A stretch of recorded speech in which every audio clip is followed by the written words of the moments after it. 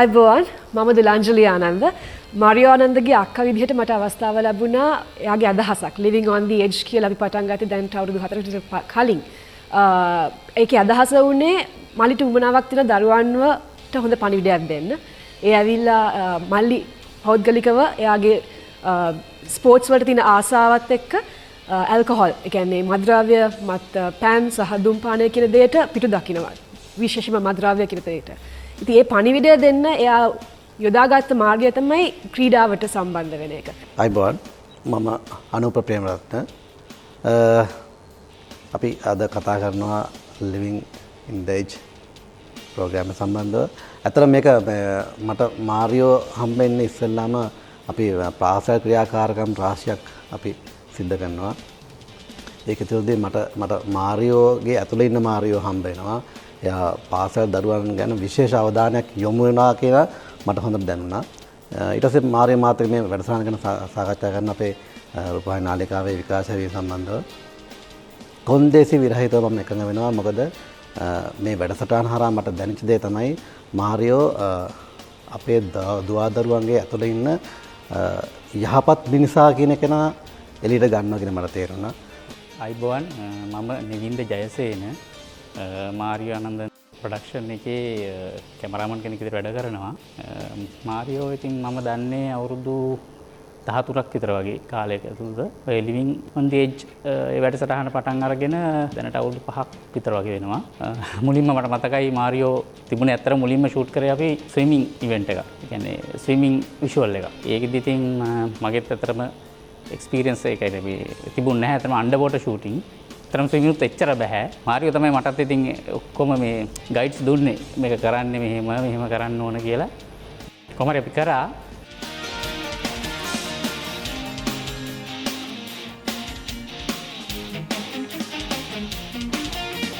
අයිබෝන් මම සුදර්ශන මෙම living in the edge programme එකේ කැමරා ශිල්පියා විදිහට මාරියෝත් එක්ක වැඩ කරේ මම මේ සහකරමින් ඉන්නේ.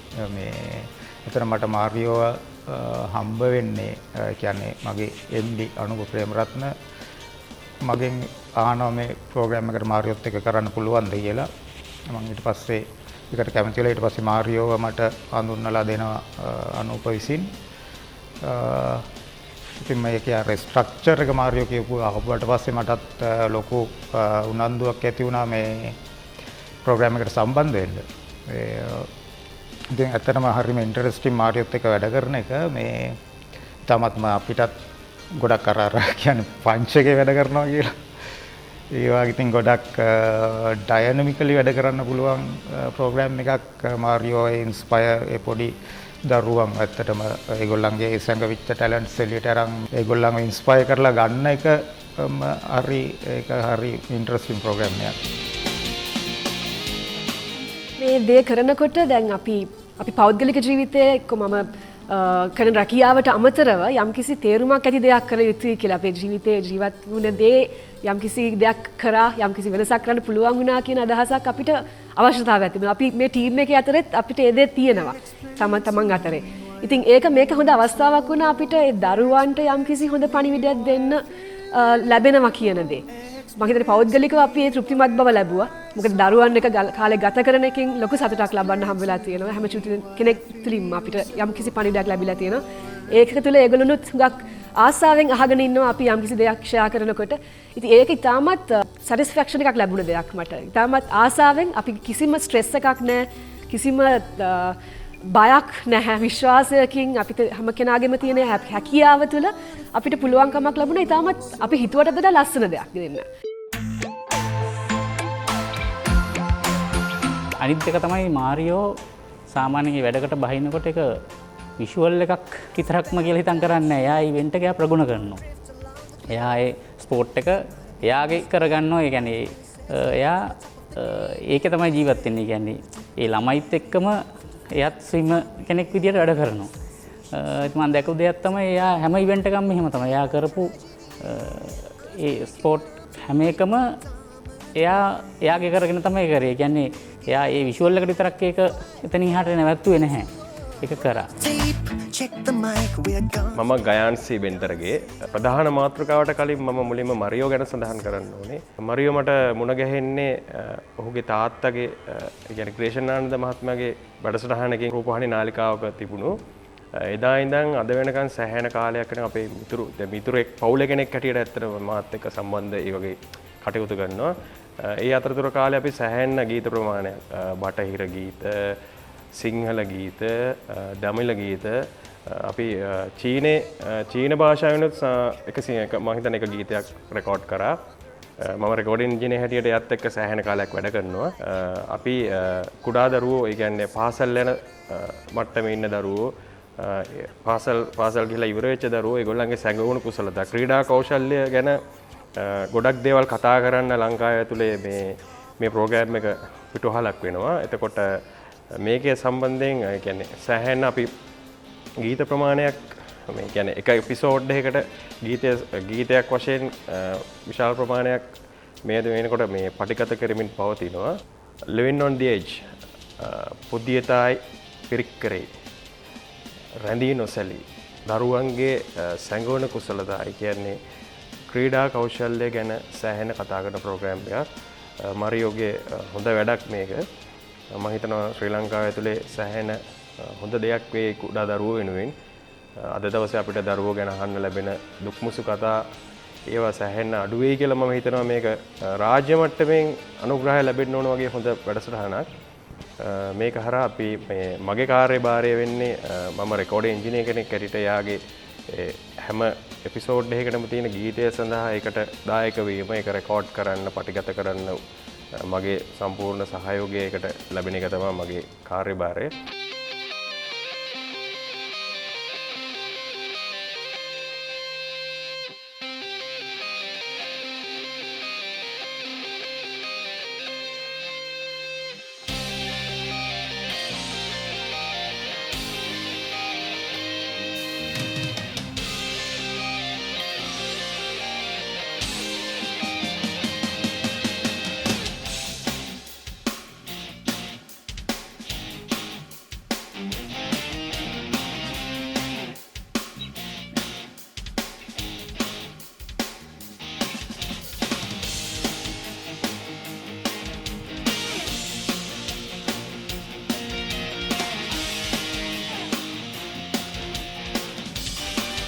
ලොකු ප්‍රොඩක්ෂන් එකකට ඉන්න ටීම් එකකුත් නෙමෙයි, ලොකු බඩු තිබුණෙත් නැහැ, ලොකු සල්ලියක් තිබුණෙත් නැහැ ඇත්ත කියන්න. නමුත් මම විශ්වාස කරන විදිහක් තියෙනවා. අපි යම්කිසි හොඳ දෙයක් කරනවා නම් ඒකට පෙරලා ලැබෙන්නේ ඉතාමත් හොඳ ප්‍රතිඵලයක් කියන එක. ඒක අත්දකින්න ලැබුණා අපේ ටීම් එකක් විදිහට.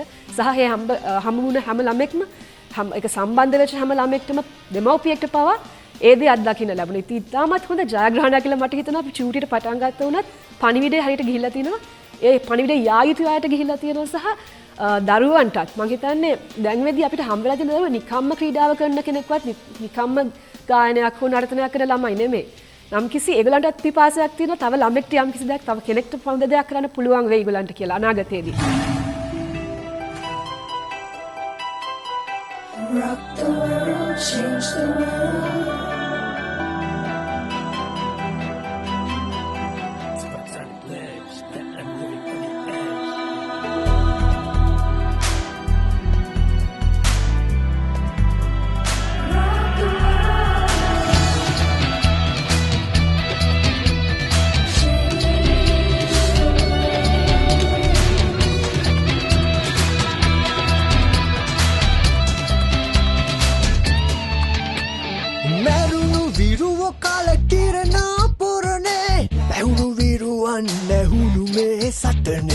අවසන් පහරට ප්‍රහාරකයෙක් ඕනවේ රාජාරියෙකුගේ තියුණු පහර ඇති සිංහයෙකුගේ නිර්භීතකම ඇති සැබෑ සටන් කාමියෙකු ඕනවේ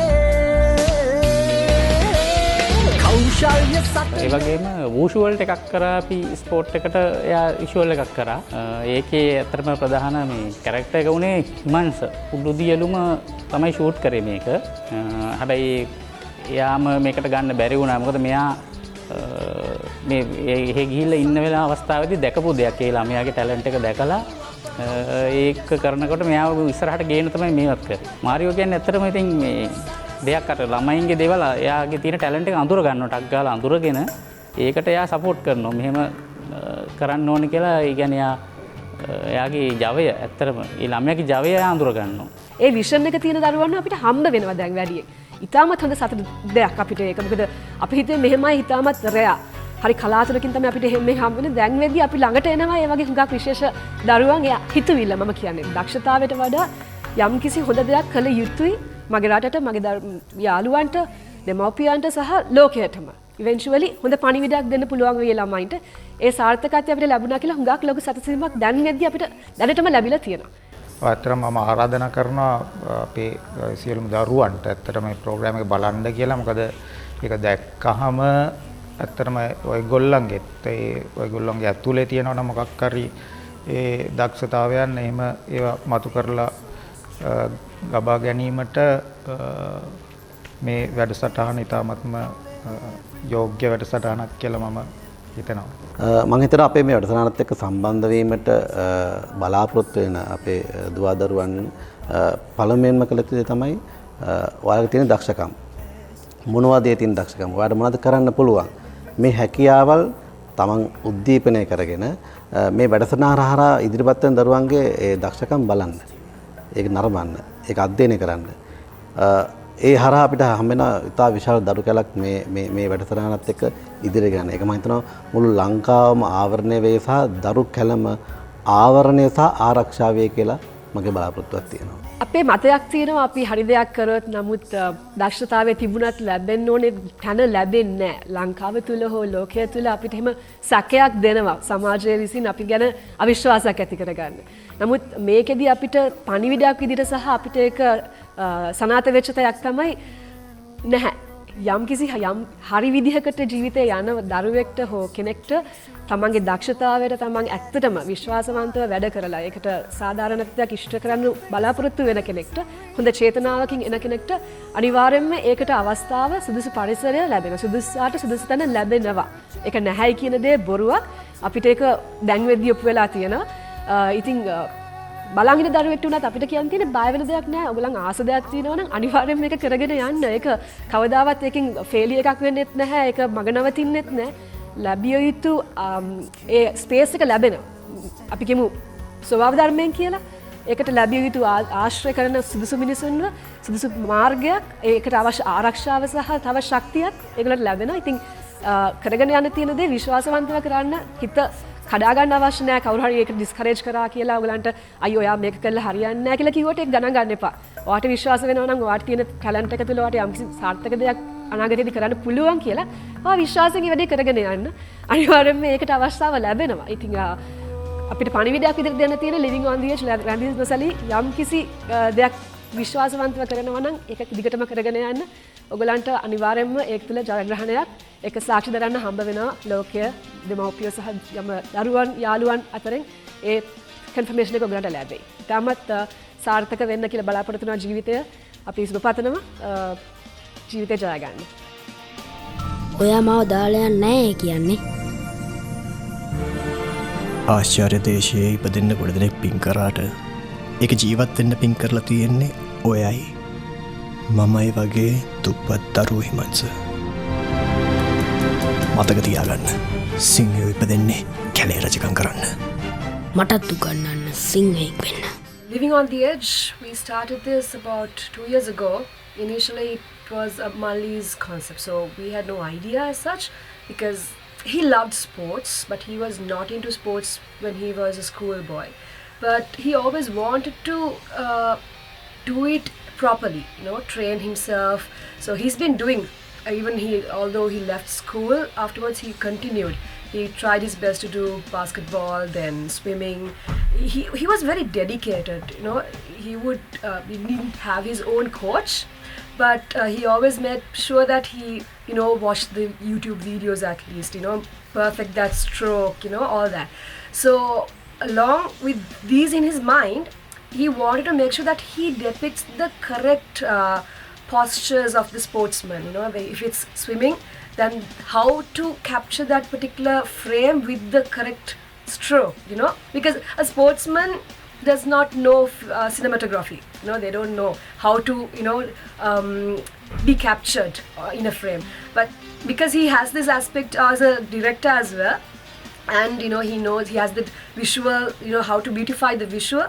He knew how to collaborate these two, and the pure intention of this project was to inspire the children, because similar to his type of children who have the desire but doesn't have the stage or the facilities to at least try out something like this, he wanted to inspire such children even at a later stage of life. Let them come and try this and do not have restrictions. So along with it came, why not highlight the children who are good in their sport but do not have the right exposure. So that's where he collaborated these children who were making records in the young ages as school children who were good in sports such as basketball or swimming. නියමයි සුදු. Very good. Kick එකක් නිකන් ගන්න පොඩ්ඩක් rest එකට kick එකක් ගන්න. නියමයි. ආයි පන්ච් එකට යන්න පුතේ. පුතේ. I need to very especially remember Mr. Bhagavat Singh Nityananda. He was the person, he was the rare jewel that we found down the lane who could write in Tamil, the same song in Tamil with the same ideology, which I wrote in English and Sinhala, because I wanted to go to these three languages and cater all the children. In Sri Lanka, it always has to be something very pathetic to write a song in three languages. It needs to, a bomb needs to go off, terrorism needs to come out, to make a song which is sung in Tamil, English and Sinhala. That has to be stopped, because we in Sri Lanka, we call ourselves equal, and there are people who are talking in Tamil, Sinhala and English. And as Sri Lankan Sinhalese people, we need to know a fact that we need to learn our Tamil properly, because the Tamils know how to speak in English and Sinhala and their own native language, but Sinhalese people don't do that.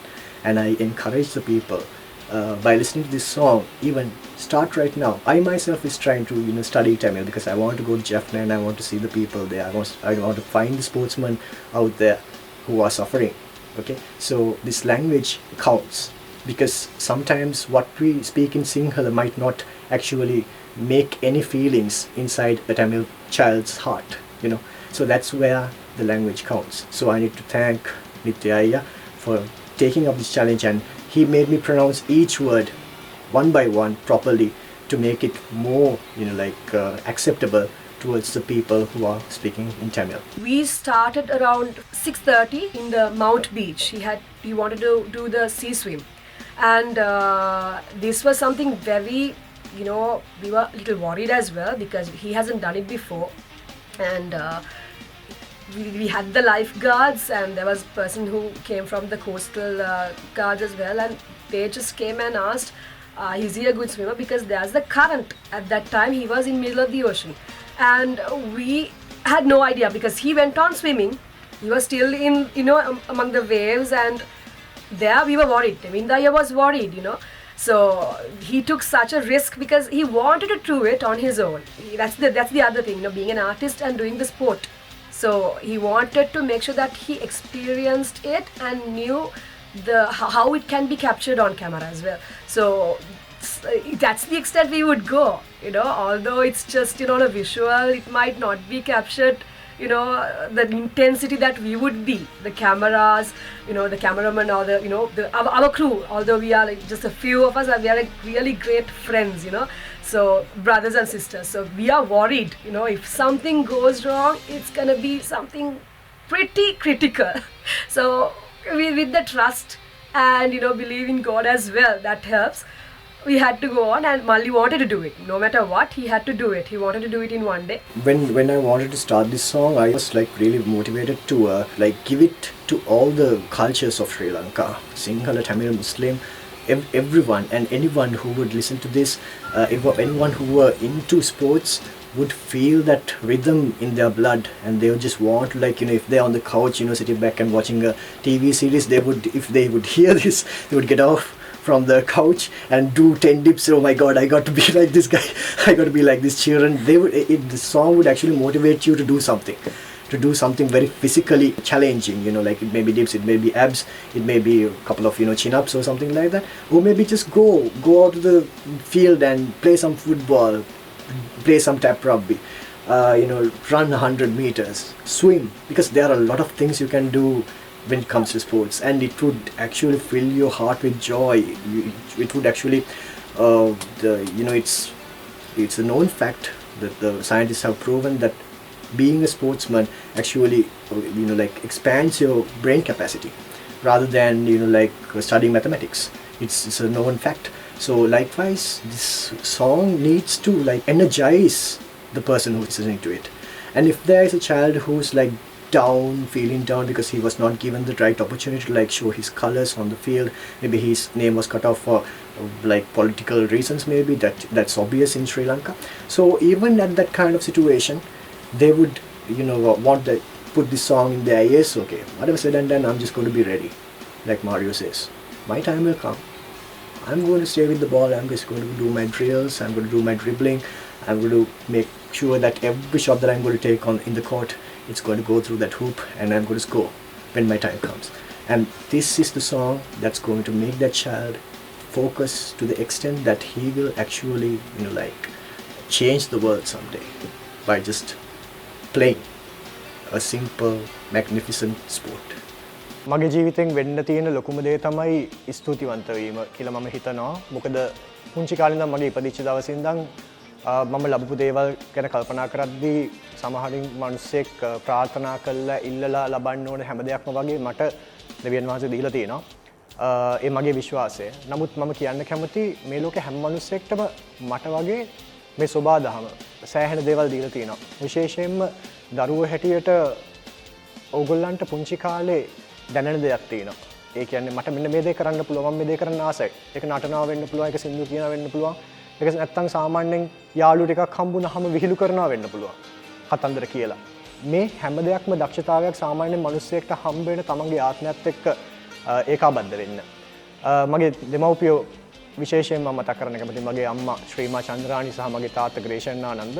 මගේ තාත්තා සහ මගේ අම්මා දුන්න ලොකුම යතුරු තමයි ජීවිතේ නිදහස කියන දේ. ඒක පුංචි කාලේ ළමෙක් හැටියට මට ඉතාමත්ම සුවිශේෂ විදිහට මට මගේ ජීවිතේ නිදහස් කළ දුන්නා. ග්‍රේෂන්නානන්ද ගායකයෙක් වුණාට පුතාට ගායකයෙක් විය යුතුමයි කියලා කවදාවත් මාව එහෙම කිසිම තැනකට ගිහිල්ලා බල කළා මගෙන් ගීතයක් ගායනා කරන්නවත් එහෙම නැත්නම් කිසිම දෙයක් ප්‍රෝග්‍රෑම් එකක් ප්‍රසන්ට් කරන්නවත් එහෙම කිසිම දෙයකට තාත්තා මාව බල කිරීමක් කරේ නැහැ.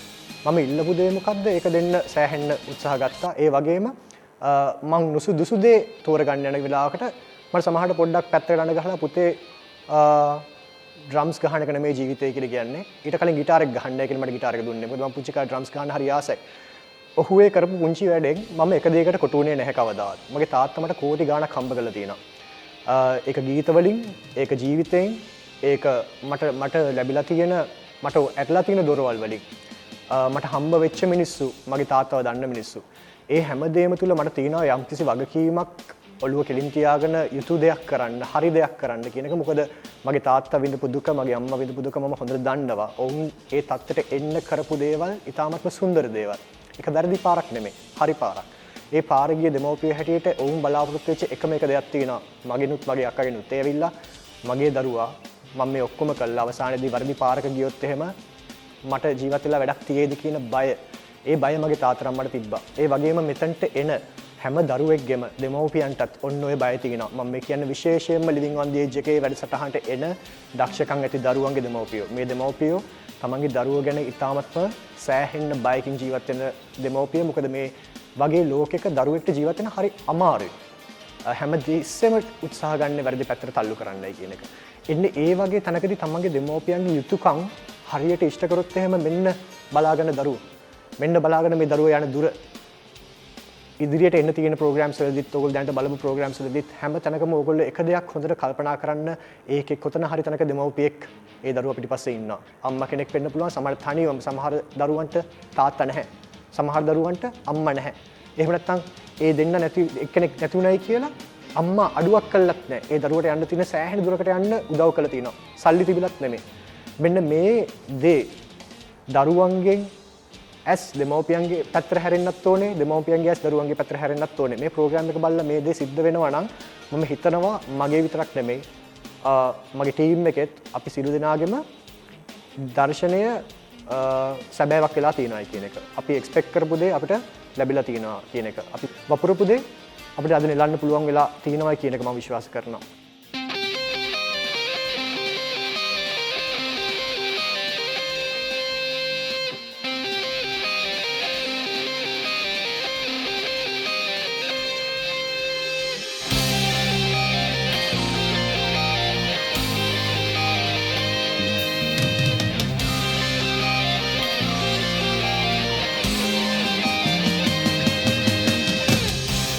Life is a race where there's no time and space to stay alive.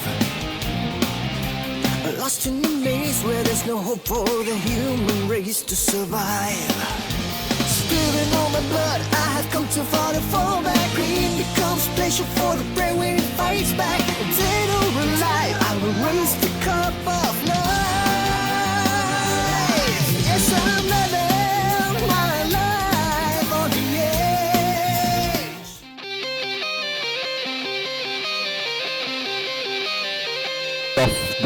Another star of the night, I would say, our chief guest, Mr. Kishore Grover. So, simply, what do you think of today's event? Well, I mean, I had my expectations coming in, but I never knew that, it is such a valuable thing. Been through the event, now I find that there is more depth than what I initially thought. So it's amazing how Mario, one of the most talented musicians in Sri Lanka, I don't want to, frame him and say that, he's a musician, but he's, much bigger than that. He's much more than that. I was, always convinced of his capabilities, but today I realized that he's a much bigger man than what I thought. So he certainly has a vision for this country, and what I felt today is that it's coming from the bottom of his heart, and he is not for himself, he is for others, which was amply demonstrated in many different ways.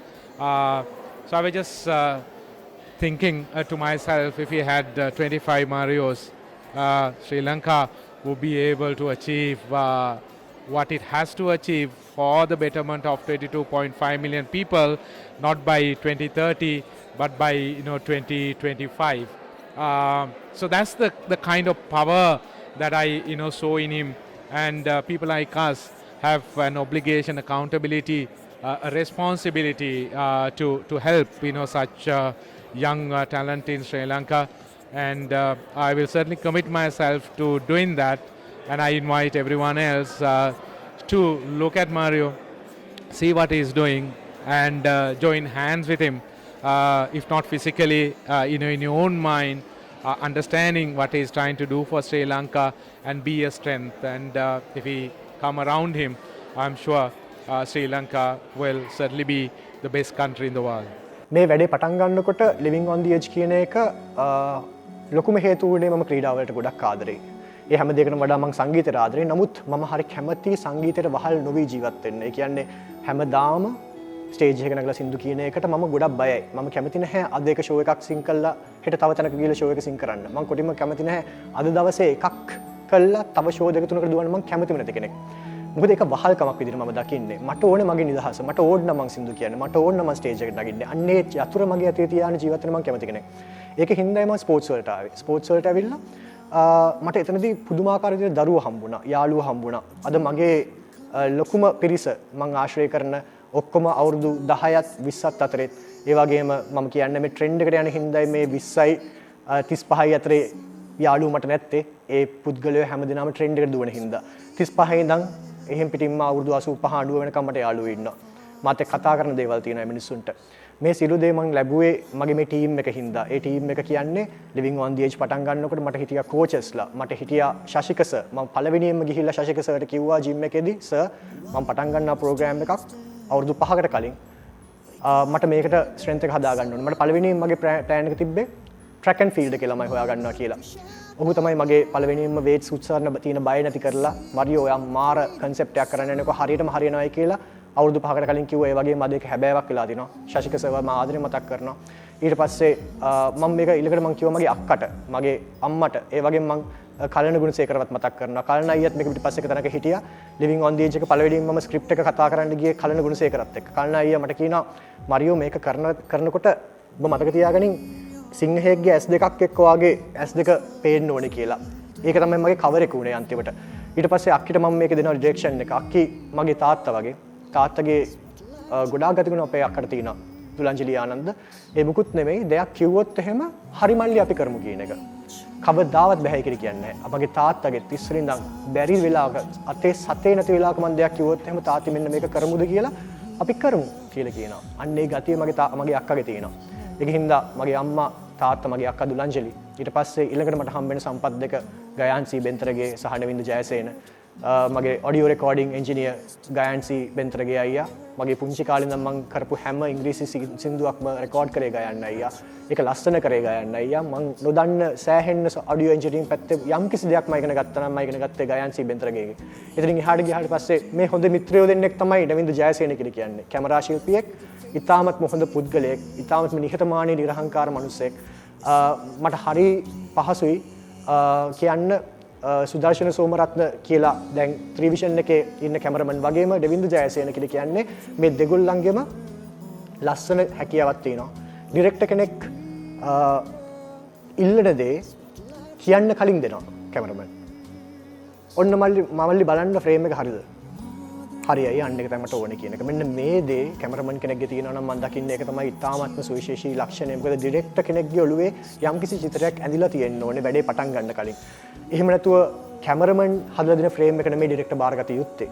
ඩිරෙක්ටර්ගේ imagination එක හරිනම් කැමරමන්ට ඒක කියන්නත් කලින් පෙන්වන්න පුළුවන් නම් ඒ කියන්නේ cameraman ඉතාමත්ම දක්ෂයෙක්. නවින්ද ජයසේනත් සුදර්ශන සෝමරත්නත් කියලා ඔන්න ඒ වගේ මිනිස්සු දෙන්නෙක්. මොකද මිනිස්සෙක් කියන දේ වැඩ කරන විදිහ අඳුර ගන්න පුළුවන් දක්ෂතා ඇති මිනිස්සු දෙන්නෙක්. නවින්ද ජයසේන අයියා මට අදටත් මතකයි මම නැෂනල් ෆිල්ම් කෝපරේෂන් එකේ මේක ලොන්ච් කරන්න හිතාගත්ත එක හේතුවක් තමයි මට නවින්ද ජයසේන අයියව ගෙනල්ලා මට පහනක් පත්තු කරන්න අත්‍යවශ්‍යම වෙලා තිබ්බා. මොකද ඔහුට මුදල් වලින් නෙමෙයි මට ගෙවීම කරන්න පුළුවන් ඊට වඩා ගෞරවයක් දෙන්න ඕනේ.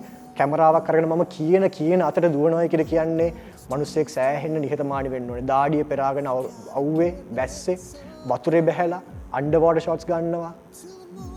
බාස්කට් බෝල් ගහද්දි ළමයි දෙන්නගේ ෂොට් එක ගන්න 360 ඇන්ගල් එකට පස්සෙන් පස්සට 8 වතාවක් 10 වතාවක් කලන්ත දානකම් දීපු මිනිස්සෙක් නෙවෙයි ජයසේන කියලා කියන්නේ. මට මේ කිසි දෙයක් අමතක වෙන්නේ නැහැ. යෝගිත රත්නායක මේකප් ආටිස්ට් හිත දුර්වල වෙන වෙලාවක ඕනලා කැවිල්ලා අපි කට්ටියත් එක්ක විහිළුවක් කළා මේකප් ටික දාලා මල්ලි අවුල් ගන්න එපා වැඩේ කරමු කියලා හදන්න පුළුවන් මිනිස්සෙක්. මේ මිනිස්සු මට ඔක්කොම මතකයි. ඒ වගේම මම ආදරෙන් මතක් කරනවා අලීලානන්ද හෙටිආරච්චි. මේ මොහු තුරින් තමයි මම අනූප ප්‍රේමරත්නව දැනගත්තේ. අනූප ප්‍රේමරත්න අයියා මට ඉතාමත්ම ආදරෙන් බැලඳගත්තා ත්‍රිවිෂන් නාලිකාවට ලිවිං ඔන් දී ඒජ් එක ගෙනල්ලා දුන්නාම මරියෝ ඔයාට මොකද්ද වෙන්න ඕනේ channel එක ඔයාගේ පිටිපස්සෙන් ඉන්නවා. ඔයා වැඩේ කරගෙන යන්න. ඔන්න ඔය වචන ටික තමයි මට දුන්නේ. අනූප අයියාටත් මම ස්තුතිවන්ත වෙනවා. තව දෙයක් මම කියන්න කැමතියි. මේ ලිවිං ඔන් දී ඒජ් එක ලිමිටඩ් එඩිෂන් එකක්. හිතන්න එපා ලිවිං ඔන් දී ඒජ් හැමදාම මේ channel එකේ යයි කියලා. maximum 25 episodes නැත්නම් 50. මොකද ඒකට හේතුවක් තියෙනවා.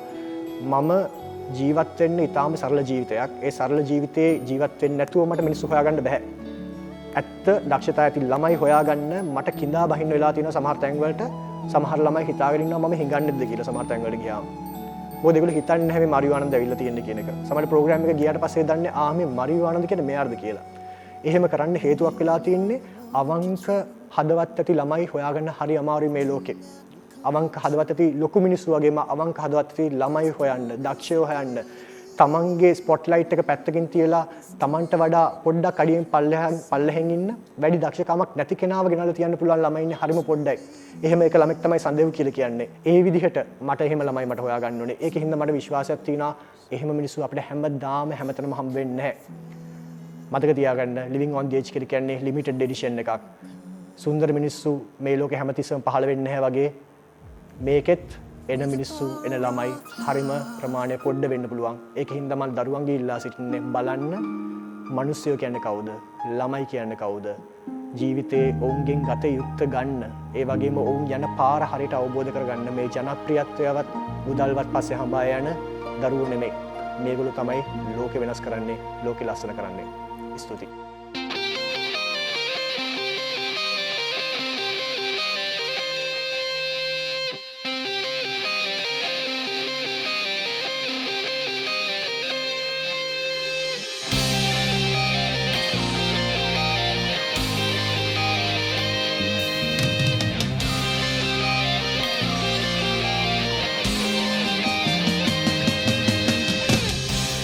Life is a race where there's no time and space to stay alive.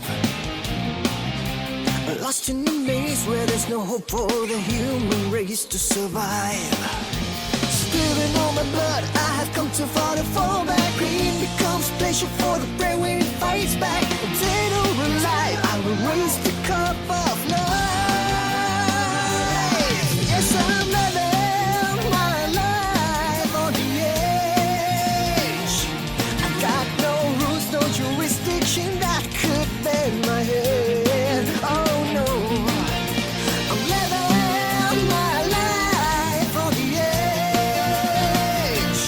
There's no frustration, no desolation written over my face. Oh no, there's no frustration, no desolation written on my face. I'm on the edge.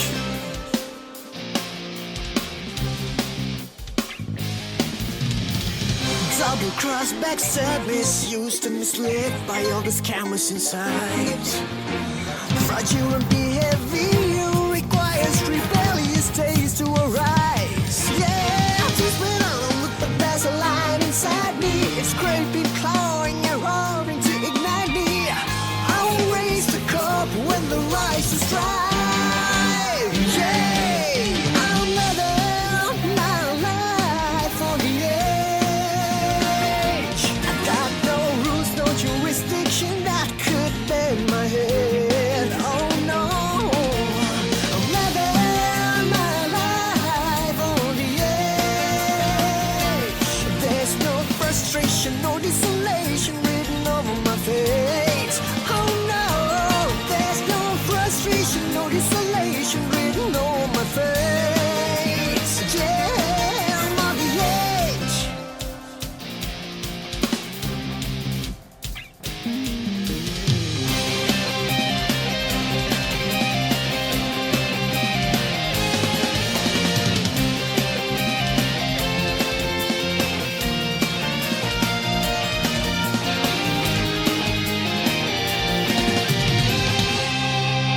Oh, just when I look, but there's a line inside me. It's craving cloud.